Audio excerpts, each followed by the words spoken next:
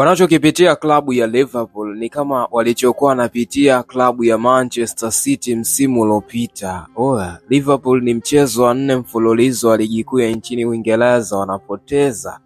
Mchezo wa 4 mfululizo, hii si kawaida ndugu zangu. Liverpool kuna namna kidogo mwende muangalie ni wapi mnakosea, ni kitu gani mmekosea mpaka mnapoteza namna hii. Katika mchezo wa leo ambao umekutanisha Brentford dhidi ya klabu ya Liverpool, Brentford wanafanikiwa kuibuka na ushindi wa magoli 3-2 dhidi ya klabu ya Liverpool.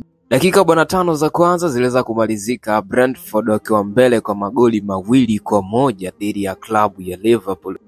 Katika dakika 5 za pili Brentford walifanikiwa kuongeza goli 1, lakini pia Liverpool wakaongeza goli 1. Mo Salah leo aliweza kuingia kambani katika dakika 89 ya mchezo. Kelkes ndiye aliyefunga goli la kwanza kwa upande wa Liverpool, japo pia aliweza kusababisha makosa yaliyoruhusu goli kwa upande wa Brentford katika kipindi cha kwanza. Magoli ya Brentford, kwa Tara aliweza kufunga goli la kwanza katika dakika 5 ya mchezo na Schade akafunga dakika 5 ya mchezo na Thiago akaweza kufunga goli la 3 kwa mkwaju wa penalty katika dakika 60 ya mchezo. Mchezo wa 4 mfululizo kwa klabu ya Liverpool wanapoteza kwenye ligi kuu ya nchini Uingereza. Matokeo haya yanaendelea kuwaporomosha kwenye msimamo wa ligi kuu ya nchini Uingereza mpaka nafasi ya 6 wakiwa na alama 15. Nafasi ya kwanza iko Arsenal ikiwa na alama 19, Sunderland wanafuatia na alama zao 17. Nafasi ya 3 ni Manchester City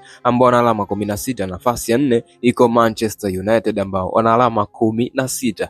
Nafasi ya 5 ni FC Bournemouth ambao wana alama 15 mpaka sasa.